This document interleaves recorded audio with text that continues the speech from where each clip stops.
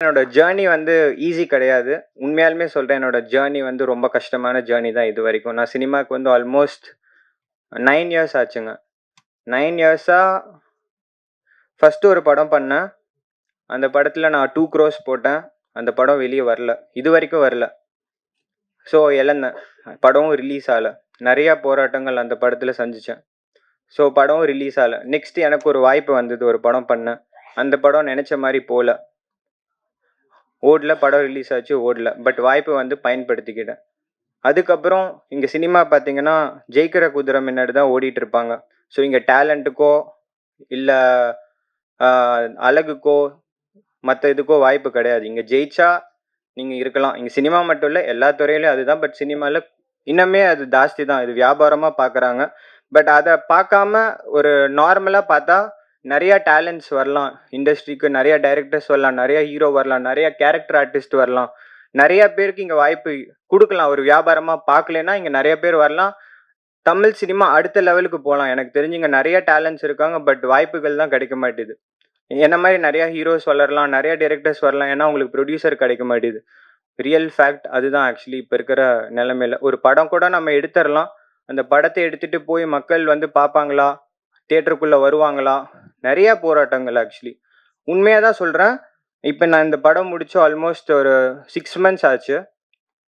Sensor ஆயி. But நான் ஒரு தடவையும் வந்து ரிலீஸுக்கு போம்போது ஒரு ப்ராப்ளம் வரும் ஆக்சுவலி. ஒண்ணா ஐபிஎல் வரும், இல்ல வேர்ல்ட் கப் வரும். இத மீறி வந்து ஆடியன்ஸ் ஐபிஎல்லையும், வேர்ல்ட் கப்பையும் விட்டுட்டு சினிமாக்கு வந்து பார்ப்பாங்களான்னா, கண்டிப்பா கிடையாது. ஸோ ஃபர்ஸ்ட்டு ப்ரிஃபரன்ஸ் அதுக்கு தான் குடுக்குறாங்க. ஆர் பெரிய காஸ்டிங், பெரிய ஸ்கேல் பண்ற படத்துக்கு உள்ள போறாங்க. எங்கள மாரி படத்துக்கு உண்மையாலுமே வரதில்ல.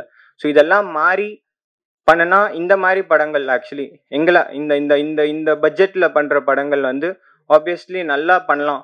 நல்ல நல்ல என்ன என்ன சொல்றது? பிசினஸ் ரீதியா இன்னும் கொஞ்சம் நல்லா ஆகும் ஆக்சுவலி. இப்ப எங்களுக்கு பிசினஸ்ன்னு பார்த்தீங்கன்னா, OTT, Hindi, FMS, other regional language இதுல தான் இப்ப பணம் ஆக்சுவலி. தியேட்டர் கலெக்ஷன் 0 தான் உண்மையாலுமே. எனக்கு தெரிஞ்சு 0 தான். பட் இதுல பணம் வந்தா மட்டும் தான் படத்துல வந்து பணம் ரிகவர் பண்ண முடியும். பட் இது எவ்வளோ வருதுன்னு நம்மளுக்கு தெரியாது. இப்போ 1,50,00,000 கோடி பணம் போட்டு பண்றோம்னா, இத ரிகவர் பண்ண முடியுமான்னு கேட்டா எனக்கு உண்மையாலுமே தெரியாது. அது என்ன நடக்கும்னு தெரியாது. பட் இதெல்லாம் மீறி நாங்க வந்து இங்க நின்னுட்டு உங்ககிட்ட பேசிட்டு இருக்கோம்னா, எங்களோட உழைப்ப நம்பி, எங்களோட திறமைய நம்பி, அடுத்து நம்ம எதா பண்ண முடியும், எங்கனால ஜெயிக்க முடியும்னு சொல்லி தான் நாங்க பண்ணிட்டுருக்கோம். ஸோ உங்களோட சப்போர்ட் கண்டிப்பா இந்த படத்த கொண்டு போய் நல்ல விதமா சேருங்க. என் படத்துக்காக மட்டும் சொல்லல. இது மாரி நெறைய படங்கள் வரும். நெறைய டேலண்ட்ஸ் வருவாங்க. நெறையா இருக்காங்க ஆக்சுவலி. நெறைய பேர் வாய்ப்பு இல்லாம இருக்காங்க. ஸோ அவங்களுக்கெல்லாம் வந்து வாய்ப்பு கிடைக்கும். நெறைய ப்ரொடியூசர்ஸ் வரணும். சினிமா நல்லா இருக்கணும்னா நெறைய ப்ரொடியூசர்ஸ் உள்ள வரணும். ஏன்னா எனக்கு தெரிஞ்சு இப்ப நெறைய பேர் படம் எடுக்கறதில்ல. ஸோ எடுத்தாலும் லைக் ப்ராப்பர் கைடன்ஸ் இல்லாம எடுக்குறாங்க. ஸோ என்னன்னு லைக் இதெல்லாம் வந்து கேட்டுட்டு சினிமா தெரிஞ்சு ஒரு தொழில் கத்துக்கிட்டு படம் எடுத்தாங்கன்னா, கண்டிப்பா இந்த துறையில சம்பாரிக்கலன்னா வேற எதுலயுமே நம்ம சம்பாரிக்க முடியாது. ஏன்னா இது அற்புதமான தொழில் ஆக்சுவலி. ஏன்னா மனசார சொல்றேன். நான் பணம் இழந்தாலும் திருப்பி நான் இதுக்குள்ள தான் ஓடிட்டு இருக்கேன். எனக்கு இத தவிர வேற எதுவும் தெரியாது ஆக்சுவலி. உண்மையாலுமே எனக்கு இப்ப ஆல்மோஸ்ட் ஒரு 9, 10 இயர்ஸ் ஆச்சு. எனக்கு தொழில் இப்ப சினிமா ஆயிருச்சு. இத தவிர நம்ம என்ன பண்ண போறோம்ன்னு பார்த்தா, எனக்கு ஐடியாவே இல்லைங்க ஆக்சுவலி. ஸோ இதெல்லாம் மீறி நாங்க வந்து நின்னு பண்ணிட்டு இருக்கோம். எங்களுக்கு சப்போர்ட் பண்ணுங்க. அப்புறம் இங்க சாரி ஒரு முக்கியமான விஷயம். இங்க ஒரு ஆக்ட் பண்ணாங்க. ஸோ அந்த குழந்தைங்க வந்து ரொம்ப ரொம்ப நல்லா பண்ணாங்க. ஆக்சுவலி அது என்னோட சைல்ட்ஹுட்ல எனக்கு நடந்த ஒரு பாதிப்பு ஆக்சுவலி. என்னன்னா, நான் சின்ன வயசுல ஆ ஊட்டியில படிச்சுட்டு இருந்தேன். அப்ப நான் 2ண்ட் ஸ்டாண்டர்ட். ஸோ அப்ப கோயம்புத்தூர்ல பாம் பிளாஸ்ட் நடந்தது. அந்த இடத்துல பார்த்தீங்கன்னா, நான் இல்ல எங்க ஊட்டியில ஹாஸ்டல்ல இருக்கிறேன். ஆ ஒரு 1 வீக் கழிச்சு மேகசின்ஸ்லாம் வருது. அந்த மேகசின்ஸ்ல பார்த்தீங்கன்னா, கோயம்புத்தூர் பாம் பிளாஸ்ட் அது இதுன்னு வந்துட்டுருக்கு. அப்புறம் நான் ஃபோட்டோஸ்லாம் பார்க்குறேன். ஆர்எஸ் புரம் அந்த பகுதியில அது எங்க பில்டிங் மின்னாடி ஆக்சுவலி. எங்க வீடு அங்க தான் இருக்கு. பில்டிங் மின்னாடி அந்த மரத்துல வந்து பாம்ப வந்து கட்டி தொங்க விட்டு வெடிச்சது ஆக்சுவலி. அந்த பாம் பிளாஸ்ட். அந்த பாம் பிளாஸ்ட்ல ஒட்டு மொத்தமா எங்க ஏரியா ஐ மீன் என்னோட பில்டிங் மட்டும் இல்ல, எல்லாமே டோட்டல் இது பாதிக்கப்பட்டது. அந்த அந்த இடத்துல எங்களோட கடை இருந்தது, பில்டிங் இருந்தது, பணம் எல்லாமே டோட்டலா 0 வந்துட்டோம். டோட்டலி 0. ஏன்னா எல்லாமே வேனிஷ்ட். அப்ப வந்து எனக்கு அது தெரியாது. ஏன்னா சின்ன வயசுனால தெரியாது. பட் அந்த ஃபோட்டோலாம் பார்த்துட்டு நான் அழுக ஆரம்பிச்சுட்டேன். எனக்கு புரியல. என்னன்னா, ஓ! நம்மளுக்கு அப்பா இல்லையா? அம்மா இல்லையா? எனக்கு என்ன நடக்குதுன்னு தெரியல. ஆல்மோஸ்ட் ஒரு எனக்கு அடிக்கடி ஃபோன் வந்துட்டு இருக்கும். ஹாஸ்டல்ல இருக்கிறனால ஃபோன் வரல. ஆல்மோஸ்ட் 2 months எதுவுமே வரல. ஏன்னா ஃபோன் கனெக்ஷன்ஸ் எல்லாம் கட் ஆயிருச்சு. எதுவுமே புரியல. ஸோ ஒரு நாளும் நைட்டு தூங்கும்போது அம்மா, அப்பா ஃபோட்டோ வச்சுட்டு அழுதுட்டு இருப்பேன். தலகாணிக்கு அடியில என்னடா நடக்குது? நம்ம அப்பா இருக்காங்களா? அம்மா இருக்காங்களா? ஒண்ணுமே புரியல. நம்ம ஒரு வேளை நம்ம ஆர்ஃபன் ஆயிட்டோமா? அந்த மாரிலாம் எனக்கு அந்த ஆர்ஃபன் வேர்ட் கூட எனக்கு அப்ப தெரியாது. பட் மைண்டுக்குள்ள எனக்கு அது போயிட்டே இருக்கு. அழுதுட்டே இருக்கேன். 2 months சாலிடா 2 monthsக்கு அப்புறம் தான் வந்தாங்க. என்னைய பார்க்கறக்கு ஊட்டி ஹாஸ்டல்ல என்னைய பார்க்க வந்தாங்க. அப்ப பார்த்துட்டு அழுதுட்டேன். அதுவரைக்கும் எனக்கு அப்பா இருக்காங்களா, அம்மா இருக்காங்களான்னு எனக்கு உண்மையாலுமே தெரியாது. ஸோ அந்த மாரி எனக்கு பாதிக்கப்பட்ட ஒரு ஒரு சம்பவம் அது. ஸோ இந்த பாம் பிளாஸ்ட் அப்படி எதுக்கு நடக்குதுன்னு தெரியல. பட் அத விஷயமா தான் இந்த படத்த நாங்க பண்ணியிருக்கோம். பட் இதனால யாருக்கும் எந்த பிரயோஜனமும் இல்ல. இந்த பாம் வெடிக்கிறனால பார்த்தீங்கன்னா, அப்பாவி மக்கள் மட்டும் தான் பாதிக்கப்படுறோம். அது எதுக்காக பண்றாங்க? எதுக்கு என்ன ரீசன் எதுவுமே தெரியாது. பட் மதமா? இல்ல இது அரசியலா?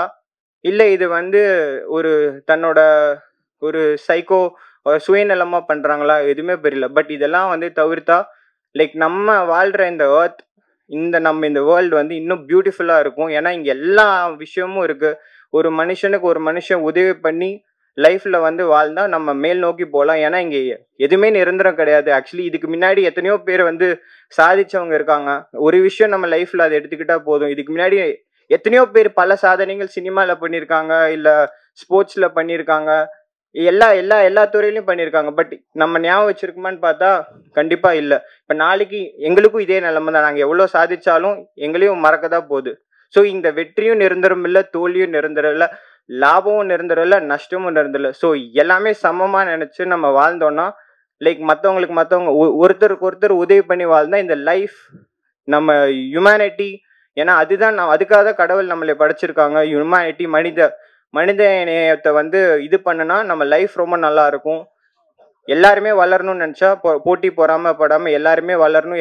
ஒருத்தருக்கு தூக்கி விடணும், வளரணும் அப்படின்னு நினைச்சா இங்க இதை தவிர, இந்த ஹர்த்தை தவிர வேற எங்கேயுமே நம்ம வாழ முடியாது எனக்கு தெரிஞ்சு.